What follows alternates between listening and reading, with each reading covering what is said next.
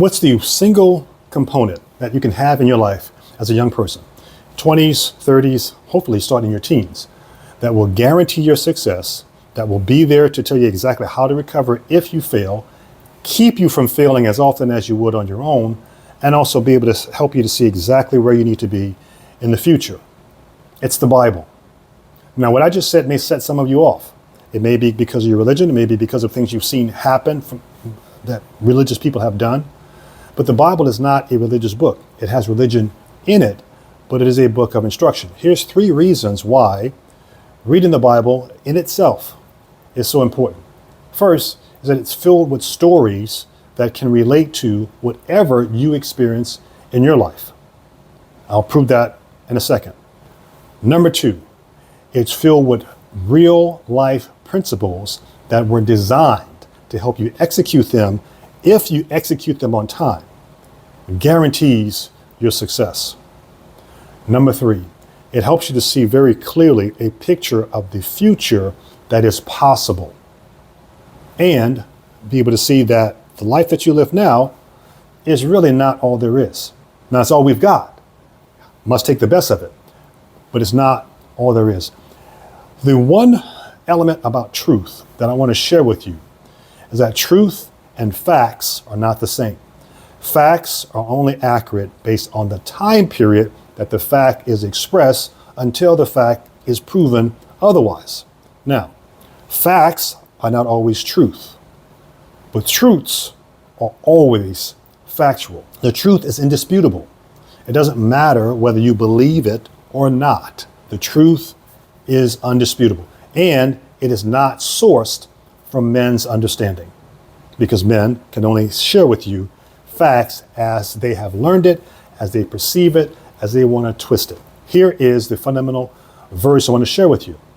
The book of Psalms, chapter 1, verse 1 through 3. It says this, and I'm going to share with you exactly the way it says, and I'll explain it to you in a second. It says, "Happy is the man that has not walked in the counsel of the wicked ones, and the way of sinners has not stood, and in the seat of ridiculous has not sat. But his delight is in the law of Jehovah, and in his law he reads in an undertone day and night. He will certainly become like a tree planted by streams of water that gives its own fruit in its season, and the foliage of which does not wither. And everything he does will succeed." That is a promise. That is a truth. Let me break it down. Happy is the man that's not walked in the counsel of the wicked ones, and the way of sinners has not stood, and the seat of ridiculous has not sat. In other words, the input that you've received is not from people who are not spiritually oriented. I didn't say religiously oriented. If you follow religious orientation, then you are following the understanding, the prejudices and the biases of men as they twist whatever the source is. And in this case, it'll be the Bible. I'm not following that.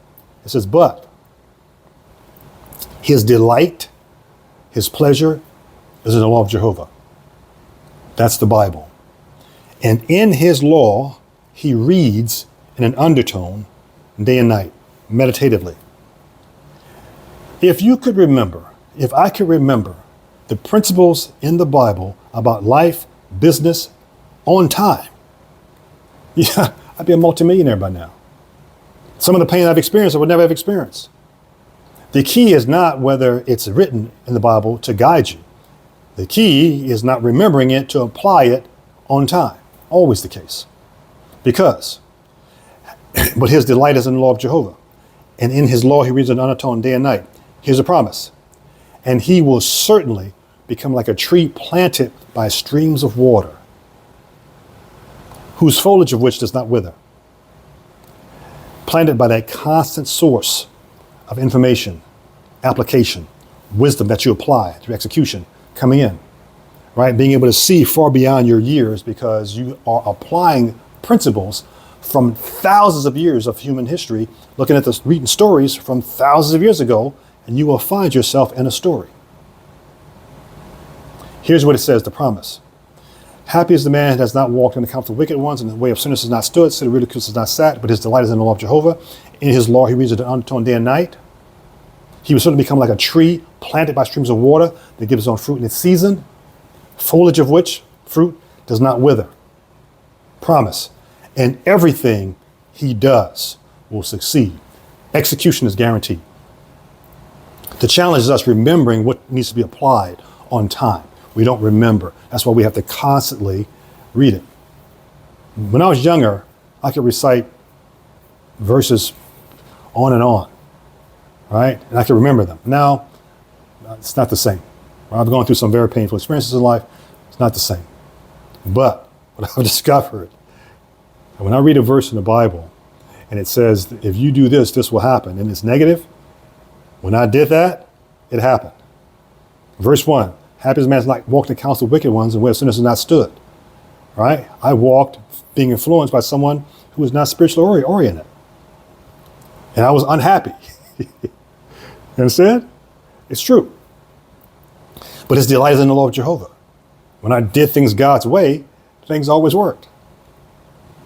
See? He would certainly become like a tree planted by streams of water to give his own fruit in its season, and the foliage of which does not wither.